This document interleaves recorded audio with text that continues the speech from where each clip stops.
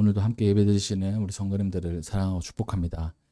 더운 날씨 가운데 또 삶의 자리에서 열심히 또 살아가시다가 또 하나님의 말씀을 듣기 위해서 이 자리에 나오셨는데, 하나님의 기름 부으심과 또한 은혜가 이 자리에 가득하기를 주님의 이름으로 축복합니다. 오늘 창세기 21장에 있는 말씀을 가지고 이 하갈이라는 한 여인의 인생을 통하여서 우리가 영적인 진리를 얻기를 소망합니다. 이 하갈이라는 사람을 한번 살펴보면 창세기 21장에 등장을 하고 창세기 16장에도 이제 등장을 합니다. 그 여인의 프로필을 한번 보면 아브라함의 아내 사레의 여종이었어요. 그리고 사레가 아이를 낳지 못하자 남편 아브라함에게 그 아이를 낳게 하기 위해서 자기의 여종을 주게 되었는데, 그 여인이 하갈이었습니다. 그리고 하나님께서 축복해 주셔가지고 태를 열어주셔서 이스마엘을 낳았어요. 그러니까 참 이게 어떻게 보면 여종이었지만 그 주인집 대감마님의 그 사랑을 힘입어서 아이를 낳으니까 출신 성분이 확 이렇게 달라지지 않았겠습니까? 물론 우리가 생각하는 문화하고 또 그때 당시에 이스라엘의 문화는 다를 수 있겠지만 느낌에는 참 잘 되는 것 같다, 이렇게 느낄 수 있어요. 그런데 그 인생의 그 흘러가는 모습을 보면 참 순탄치 않았습니다. 우선 종이었잖아요. 여종. 종은 자유가 없습니다. 그리고 또 자기 의지로 살아가는 게 아니라 주인의 의지대로 살아가는 거예요. 주인의 명령을 따라야 되고 또 자기의 책임과 의무를 다하는 게 종입니다. 종의 삶은 참 고단하고 힘겨운 삶이겠죠. 그러한 여인이었던 겁니다. 그래서 이 하갈이라는 사람이 언제부터 이 아브라함 집에서 이 여종 생활을 하게 되었는가라고 한번 살펴보면 성경에는 나와 있지 않습니다. 그런데 그 성경을 주석하고 또 성경의 해설서, 이스라엘 유대인들의 해설서라고 불리는 책들이 몇 권 있거든요. 탈무드, 미드라시, 이런 책들이 있습니다. 거기에 보면 이 하갈이 이거는 이제 그 성경에서 제시하는 사실이 아니고 해설한 사람들의 그 추론이에요. 하갈은 이집트 바로 왕의 공주였다, 이렇게 그 얘기를 합니다. 그러니까 공주였는데 그러니까 아브라함의 아내 사레의 여종이 된다는 것은 갑자기 공주였다가 종이 된다, 말도 안 되는 거잖아요. 그러면 이 사람들이 똑똑한 사람들이었을 거 아닙니까? 탈무드를 쓴 사람이나 아니면 유대인의 학자들이 이렇게 주석을 했는데 왜 이렇게 했을까? 그것을 한번 보니까 아브라함이 이집트에 내려가가지고 그 여차저차해서 아내 사레가 바로의 그 아내가 될 뻔했는데 하나님께서 구해주셨잖아요. 그때 많은 재산을 받아가지고, 그때는 지참금을 받았는데 가지고 이제 가나안 땅으로 다시 옵니다. 그러니까 아브라함의 실수였지만 그때 당시 그 일로 인해서 아브라함이 부를 쌓을 수 있었어요. 그때 바로가 자기의 딸을 그 아브라함이 주었다라고 이렇게 그 해석을 하는 겁니다. 왜 주었냐? 바로 입장에서는 너무나 큰 범죄를 저질렀다고 생각한 거예요. 이 사람의 아내, 이 사라를 내가 아내로 삼은 것이 큰 범죄였습니다. 그래가지고 헐레벌떡 아브라함을 보내지 않습니까? 바로 왕이면 그때 당시 그 이집트의 최고 통치권자로서 사실 아무도 건들 수 없는 사람입니다. 감히 나를 속여 너는 이제 죽었다, 그래서 다 죽일 수도 있는 거예요. 근데 그러지 않고 지참금도 돌려받지 않고 보낸 것을 보면 하나님께서 그 바로 왕의 마음에 아주 무서운 경고를 하신 겁니다. 이러다 나 죽겠구나. 이것을 내가 해결하기 위해서는 내가 무엇이든지 해야지. 그래, 너 공주로 사는 것보다 저 집안에 종으로 사는 게 훨씬 나을 수도 있다. 그렇게 해가지고 이제 하갈을 보냈다. 이렇게 해석하는 거예요. 이거는 뭐 사실인지 아닌지 모릅니다. 근데 유대인들 해석입니다. 그래서 갑자기 공주가 종이 된 거예요. 우리 한번 성도님들 생각해 보십시오. 그 엄청나게 이제 부자로 살다가 갑자기 가난해지면 뭐가 제일 힘들까요?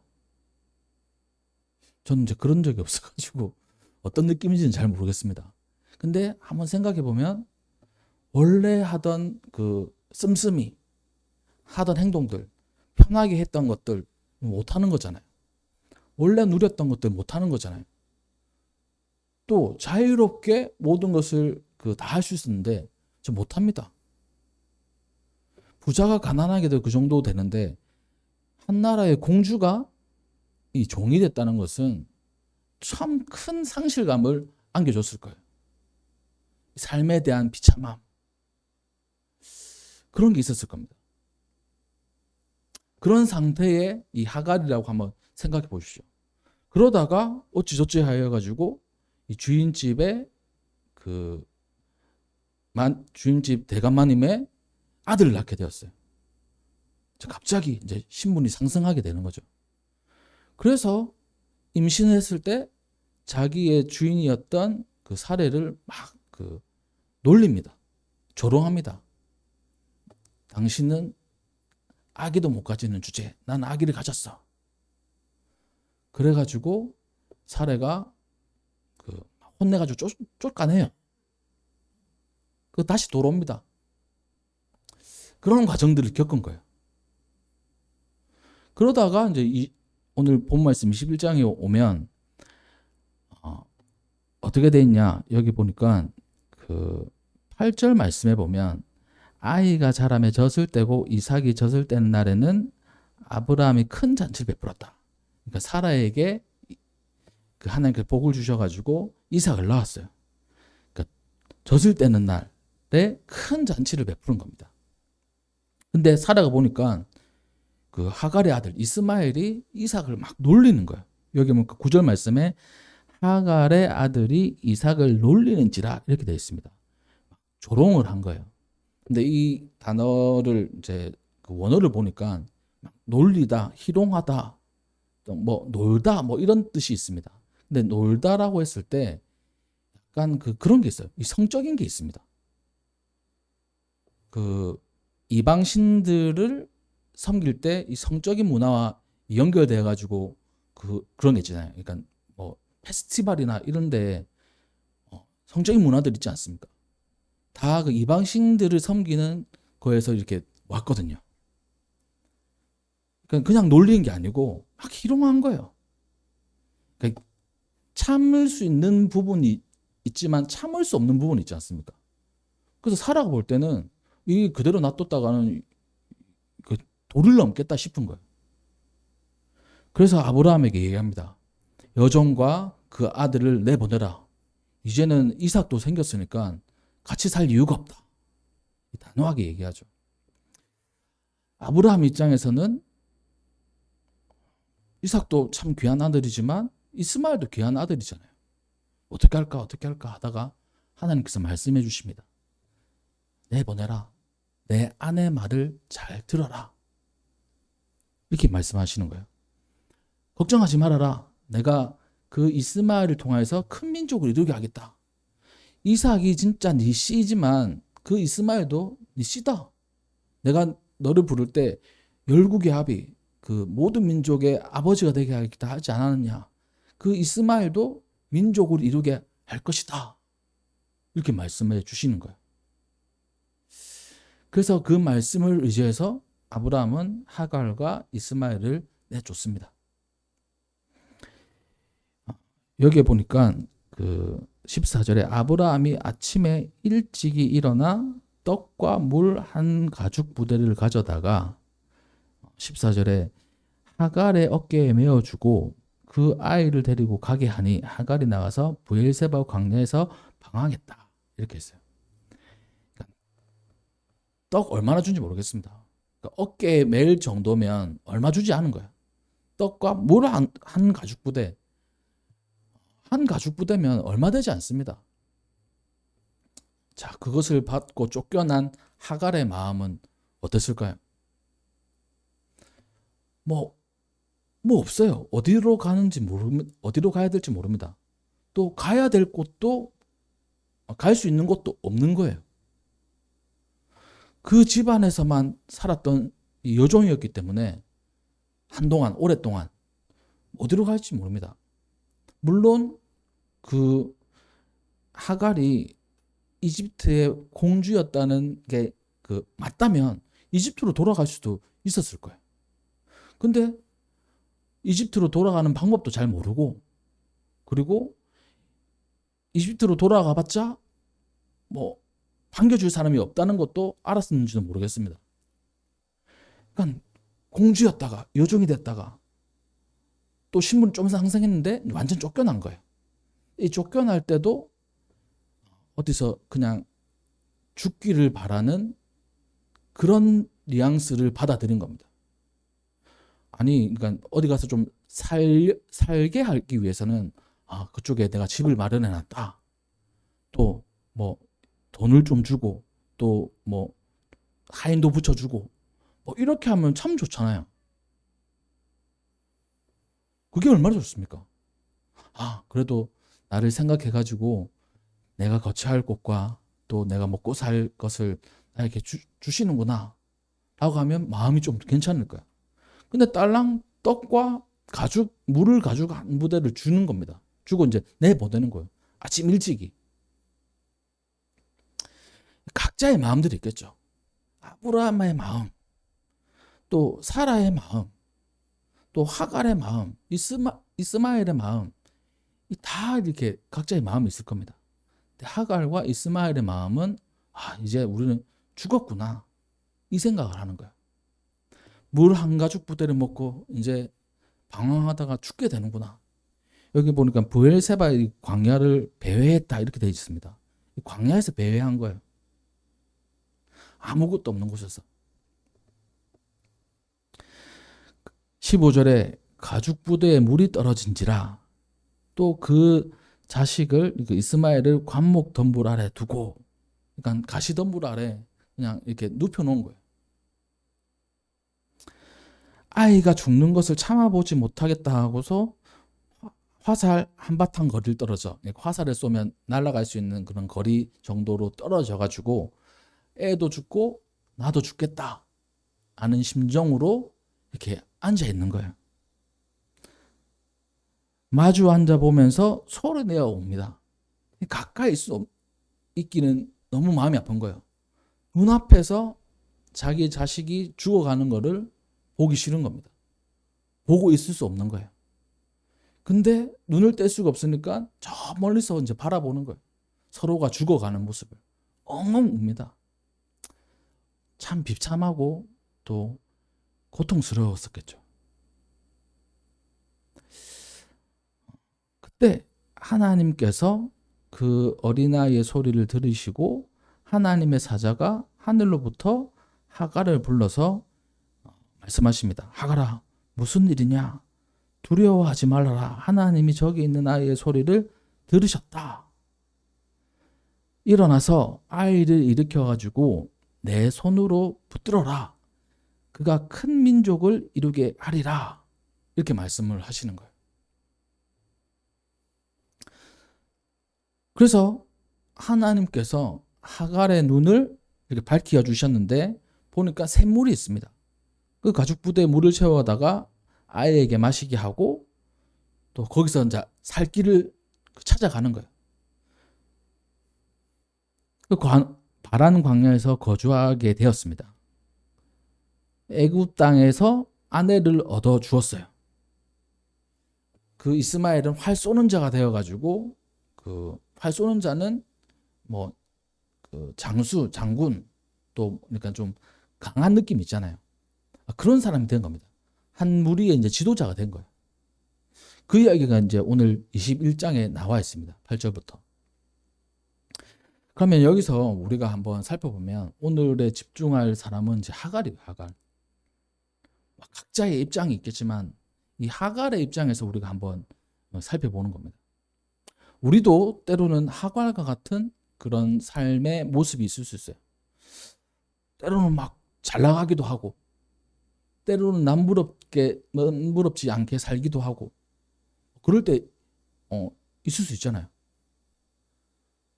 근데 한순간에 나락으로 떨어지는 겁니다. 그 누구도 자기를 도와주지 않는 거예요. 참 귀하게 만약에 이제 그 하갈이 이집트의 공주였다면 참 귀하게 자랐을 거 아닙니까? 근데 귀하게 자랐지만 아버지에게 이제 버림받은 거죠, 사실. 한 집안에 여종을 보냈으니까. 한순간에 나락을 떨어진 겁니다. 근데 거기서도 자기가 살 길을 이제 모색한 거예요. 저 같으면 잘 살다가 왕자로 살다가 한 집안에 노예로 잡혀가면 막 아무것도 하기 싫을 것 같아요. 근데 하갈은 이를 꽉 깨물고 생존했던 겁니다. 살아갔던 거예요. 그리고 잘 해가지고 이 사라가 총애를 했어요. 그러니까 자기 남편의 그 후실로 이렇게 삼은 거 아니겠습니까? 사라도 생각이 있을 거잖아요. 이 여종이 뭐 한 명이 아니고 여러 명 있을 텐데, 이 여종은 내 말도 잘 듣고 또 성실하고 또 착하고, 그래, 우리 남편의 후실로 들여서 아이를 낳게 해도 괜찮을 거야. 이런 생각을 했으니까 그 후실로 준 거지 않겠습니까? 그러니까 하갈이 깍 깨물고 살아남은 거예요. 그런데 자기가 임신한 걸 알고 자기 주인을 무시하기도 하고, 또 아이를 낳아서 그 아이 이스마엘이 이삭을 놀리기도 하고, 이런 상황 속에 또 나락으로 떨어진 겁니다. 그전에는 자기를 총애하는 그 여주인 사라가 있었어요. 자기 편이죠. 서로가 자기 편이라고 생각했을 거예요. 근데 더 이상 자기 편이 아닙니다. 자기를 죽이려고 해요. 또 자기가 그 대감마님의 아들을 낳았잖아요. 대감마님도 자기를 보호해줘야 되잖아요. 아브라함도 보호해줘야 되지 않습니까? 그런데 쫓아냅니다. 아브라함도 자기 편이 아니에요. 쫓아낼 때 좀 뒤로 거처할 곳도 좀 마련해주고 재산도 좀 챙겨주고, 아브라함은 이제 부자였지 않습니까? 좀 챙겨주고 하면 얼마나 좋습니까? 서로. 내가 다시는 여기에 얼씬 안 할 테니까 내가 잘 살 수 있도록 해주세요. 이렇게 할 수도 있는 거고요. 여기서도 버림받고 저기서도 보호하지 못한 거예요. 이집트에 가도 보호받지 못하는 걸 알았던 겁니다. 그래서 죽는 길을 선택한 거예요. 이거 마시고 이거 먹고 이제 죽자. 차마 아들이 죽는 걸 내가 가까이서 볼 수는 없다. 이런 상황인 겁니다. 아주 극한의 상황인 거죠. 우리가 이럴 때도 있어요. 여기서도 대접받지 못하고 저기서도 대접받지 못하고, 대접받는 것도 원하지도 않아요. 사실 미워하지만 않으면 좋은 거 아닙니까? 내가 여기서 대접받으려고 생각 안 했어요. 저기서도 대접받으려고 생각 안 했어요. 미워하지만 않으면 그냥 살아가는 겁니다. 근데 미워하는 거예요. 여주인도 미워하고, 또 대감마님은 보호해주지도 않고, 죽으라고 그냥 떡과 물 한 가죽 부대만 주는 겁니다. 참 비참한 상황인 거죠. 혹시 우리 성도님들의 인생 가운데 뭐 이런 경우들 겪었을 수도 있습니다. 또 앞으로 겪으실 수도 있어요. 끝이구나. 이거 먹고 죽자. 물론 죽자까지는 생각하시면 안 됩니다. 아무튼 그런 가운데 하나님께서 그 울음소리를 들으신 거예요. 그 아이의 울음소리, 또 하갈의 신음소리를 들으신 겁니다. 그리고 말씀을 해주시는 거예요. 그리고 눈을 들어서 보니까 물이 있는 겁니다. 이제는 정말 끝이구나. 더 이상 마실 물이 없구나 하는 절망 속에 우리도 살아갈 때가 있어요. 본문은 바로 그 절망의 끝에서 하나님의 역사가 시작된다고 말씀하고 있습니다. 사람이 준 그 물 가죽 부대는 결국 끝나고 맙니다. 사실 이게 살기 위해서 먹는 물이 아니고 먹고 죽자는 물이에요. 아브라함이 준 물은. 이거 먹고 그냥 끝났다. 우리 인생 끝났다. 우리 가족 끝났다. 하갈이 아브라함에게 들고 나온 물은 죽음을 지연시킬 뿐이지 죽기 전에 마시는 물 가죽 부대였습니다. 인간의 그 자원들, 또 세상의 대안들, 또 한정된 소유는 이 광야라는 거친 현실을 만나면 결국 말라버리는 거예요.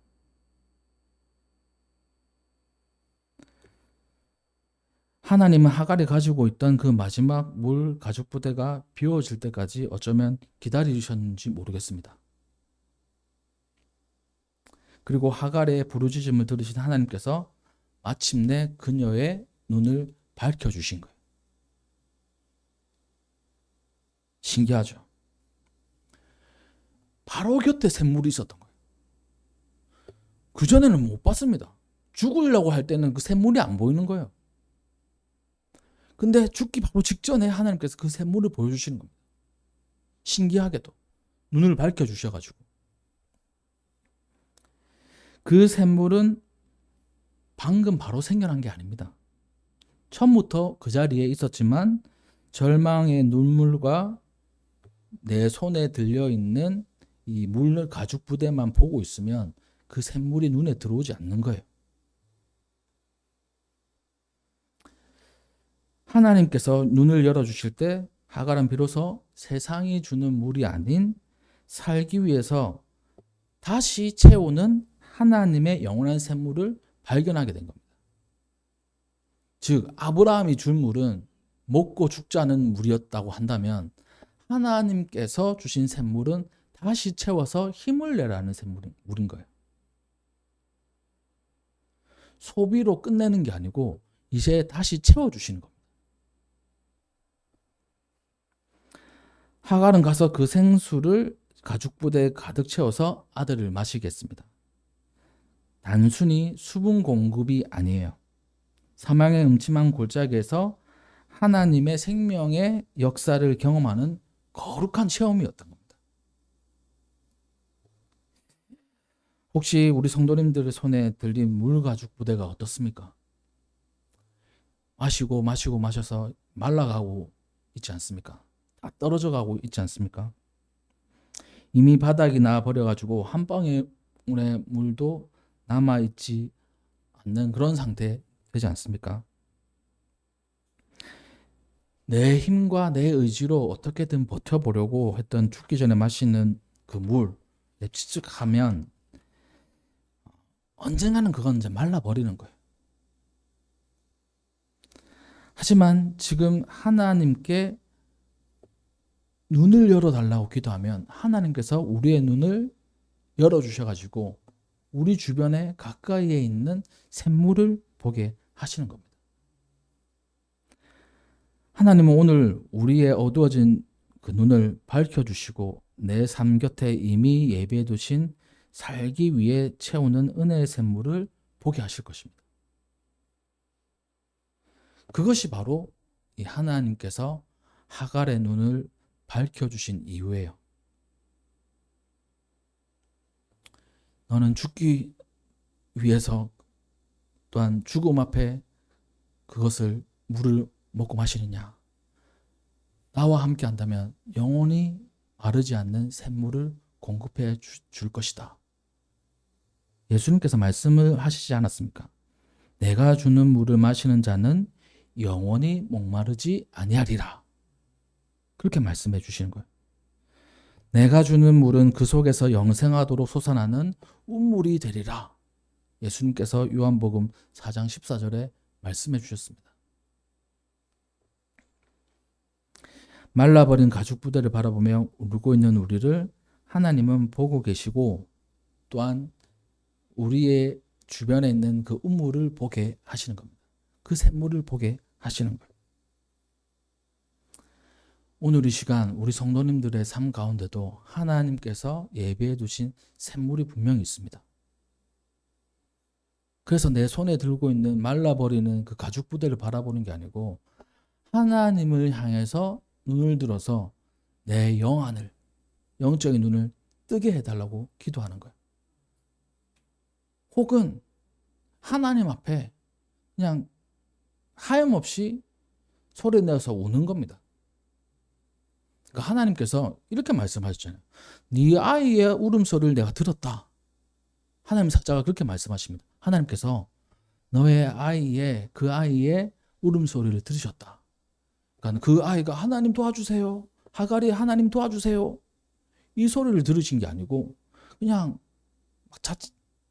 자책은 아니지만 인생을 비관하면서 나 이렇게 죽는구나 하고 하는 그 울음을 들으신 거예요. 어쩌면 우리가 하나님께 드릴 수 있는 기도는 우리의 인생을 바라보면서 하나님 앞에서 우는 겁니다. 그게 어쩌면 하나님 앞에 최고의 기도가 되는 거예요. 이스라엘 백성들을 출애굽하신 이유가 뭡니까? 그 고통의 부르짖음을 들으셨다고 말씀하고 있어요. 하나님 도와주세요. 하나님 이거 해결해 주세요. 이게 아니고 부르짖음을 들으신 거예요. 또 하갈의 아들 이스마엘의 부르짖음 울음소리를 들으신 겁니다.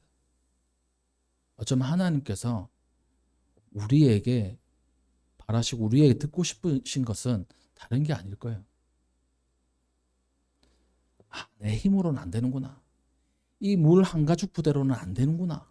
이걸 깨닫고 하나님을 의지하며 하나님 앞에 그 겸손히 머리를 숙이고 자기의 인생을 내어드리는 거예요. 하나님 앞에서 우는 겁니다. 이 시대에 많은 그런 눈물들이 있죠. 우리도 눈물을 흘립니다. 슬플 때, 또 기쁠 때, 또 여러 순간에 눈물을 흘려요. 정작 하나님 앞에서 우리가 눈물을 흘리며 우리 인생을 내어드린 적은 언제입니까?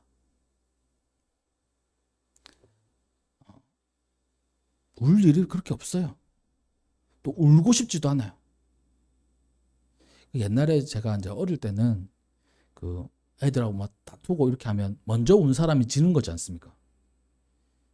그래서 내 인생이 힘들더라도 울고 싶지 않아요. 진 것 같은 느낌이 드니까. 내가 너무 비참해지니까 울음을 꾹꾹 참습니다. 저도 울음을 꾹꾹 참는 편이에요. 잘 안 울어요. 근데 울 때도 있습니다. 때로는 하나님 앞에서 하나님 제가 뭐 그렇게 잘못한 겁니까? 하나님 제가 뭐 주님 앞에서 또는 세상 앞에서 막 그렇게 잘못한 거예요. 내 인생 하나님께서 이렇게 보내셨으면 하나님께서 책임져 주셔야 되는데 왜 이렇습니까? 그런 마음이 들 때 있잖아요. 우리 모두가 다. 그럴 때 하나님께 그냥 하염없이 우는 겁니다. 하나님께서는 다른 것보다 우리가 솔직하게 주님 앞에 털어놓는 그 울음, 정직하게 하나님 앞에 내어놓는 내 마음, 그것을 원하시는 거예요.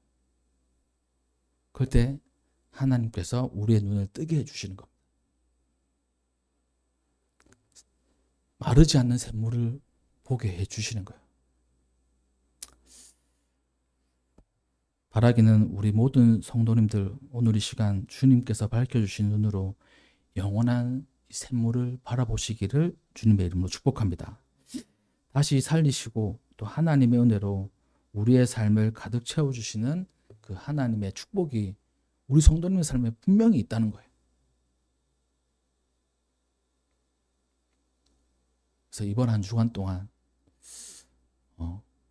마음에 힘든 것이 있으면 하나님 앞에 오십시오. 또 이 삶이 말라간다고 할 때 또 하나님 앞에 오십시오. 그 장소는 굳이 교회가 아니라도 돼요. 여기 보니까 그 광야에서 그냥 쓰러져 가지고 온 거잖아요. 죽기 바로 일보 직전에. 그 하나님 앞에 내 마음을 털어놓는 겁니다. 물론 이 본문을 이제 우리가 해석을 할 때 하갈과 이스마엘이 하나님 앞에서 운 게 맞나? 그냥 슬퍼서 운 게 아닌가? 라고 할 수 있잖아요. 근데 하나님 앞에서 운 것이다라고 그러니까 제가 확신할 수 있는 거는 뭐냐면 이 하갈이 여호와의 사자를 만났을 때 하는 행동입니다. 하나님의 사자를 그러니까 하나님의 사자라고 할 때 일반 사람들이 볼 때는 신이에요, 신. 신을 만나면 두려워하고 몸을 숨기고 피합니다. 근데 하갈은 엄청 당당해요. 그리고 그 말을 그대로 따라 듣습니다. 이게 바로 제가 이 사람이 이 하갈이라는 사람, 이스마엘이라는 사람이 하나님 앞에서 온 거라는 거예요. 그러지 않고서는 이런 반응이 나올 수가 없습니다. 그러기에 이번 한 주간 동안 우리의 눈을 열어서 우리 곁에 있는 샘물을 보게 해주실 하나님의 은혜가 우리 성도님들의 삶 가운데 그런 축복이 있기를 주님의 이름으로 축복합니다. 네, 기도하겠습니다.